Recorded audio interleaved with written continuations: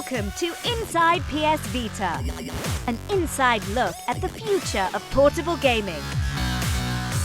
Coming up in this episode, we take an inside look at social connectivity. The social network features of PlayStation Vita are one of the things that I think is going to set the whole console apart.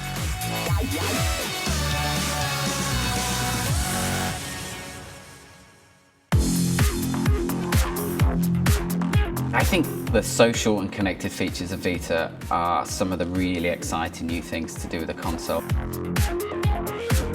It's now a socially connected device, so it's not just you at home playing, it's not just you and your friends playing, it's now you and the whole world playing. You can be part of a global community. It's like the device is constantly keeping you in touch with people. Anything and everything to do with the game lives on the live area page. And if you're into that game, that's the first place to go to see what's the latest and coolest about your game. Whether it's to see messages from other players, go to the shop to look at downloadable content, look at a trailer for something new that's coming up. It's the whole world of your game in one screen. Live area is an interface for the developers to interact with the players of our games. So we can send you messages as you play, we can send you messages, announcements about new features, and it gives us a direct kind of connection to you. Even before you've actually got into the game, it's connecting you with your friends and connecting your experiences, which I think, is really inbuilt into what PlayStation Vita is and makes it a very, very powerful device. One of the cool things about it also gives you activity streams, so it tells you what your friends are doing on that particular game, what trophies they've unlocked, see who set fastest laps, see where you are compared to your friends. In Hustle Kings, for example, we have the game manual there, and there's also rules for all the different type of pool games. There'll be links to the forums where you can find out the latest information. One of the coolest things about PlayStation Near is it allows people to meet new game friends and then start to play with them too. The Near is about bringing the global community of gamers together. So you can meet all the friends in your street, you can meet all the friends in your town or abroad, and it allows you to see who's playing what, where. You could be walking down the street one day and 10 people could all be playing this game that you've never heard of that could introduce you to new content. Inside Wipeout, we have the idea of a near challenge. So maybe you set a fastest lap at home. That could become your near challenge. You could drop that challenge somewhere in a location. Somebody walks past it, picks it up. They then get that challenge on their PlayStation Vita so they can load it up and play the same ship that you've got on the same track. Try and beat your ghost data as well, because that will be included in the challenge. And if they beat that, then it messages you as well. So it's just a great feature really to use location as well as all the socially connected features, which is just brilliant. In terms of gameplay ideas and innovation, it's Near is absolutely, it's like Pandora's box, and I just can't wait to use that. PlayStation Party on Vita is a really cool way for players to get together and interact whilst they're playing the game. We can all jump into a party and we can all use voice chat and speak to each other, whether it's about the game or about what we got up to on Saturday night. We can be playing different games or we can be playing the same game while we're doing this.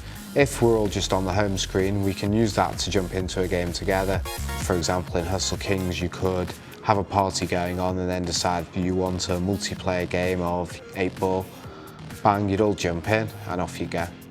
Great feature. I think it's first for any mobile gaming platform. I think it's a really good way of linking your friends together across the social network, which is really what PlayStation Vita's all about. So 3G on PlayStation Vita is actually one of the really cool things about it. And what it means is, obviously when you're at home with a handheld device, you can connect to your Wi-Fi hotspot and be online. What 3G allows you to do is it takes that connectedness of your game experience anywhere you go. So a simple example of a feature. In Wipeout 2048, we have a ghost challenge mode, when you have a leaderboard of all your best friends who've got faster lap times than you. So you've got 5 guys faster than you. Let's say you beat the guy at the bottom of that ladder and the game automatically downloads the next fastest ghost for you. Now, if you were then, back in the day before you had 3G, if you were to go and play the game on the bus on the way to work, you wouldn't be able to continue playing that game mode. Whereas with 3G now, you can still keep playing. If you beat number 3 on the list, the 3G connection will download the number 2 ghost and ping a message to the number 3 guy you've already beaten. So whilst you're away from a Wi-Fi hotspot with 3G, you can still be competing and messaging your friends who own PlayStation Vitas and PS3s as well. It's a totally new way that people are going to be able to continue playing their games that we haven't been able to do before.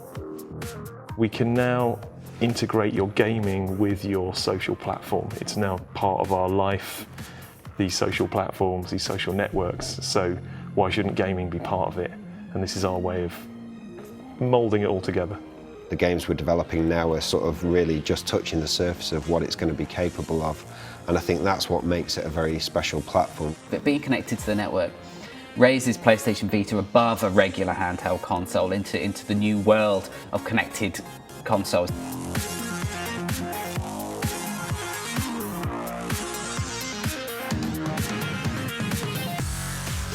Don't miss the next edition when we take a look at crossplay, only on Inside PS Vita. Players on PlayStation 3 can play seamlessly against players on Vita. This is something which games like Wipeout are doing.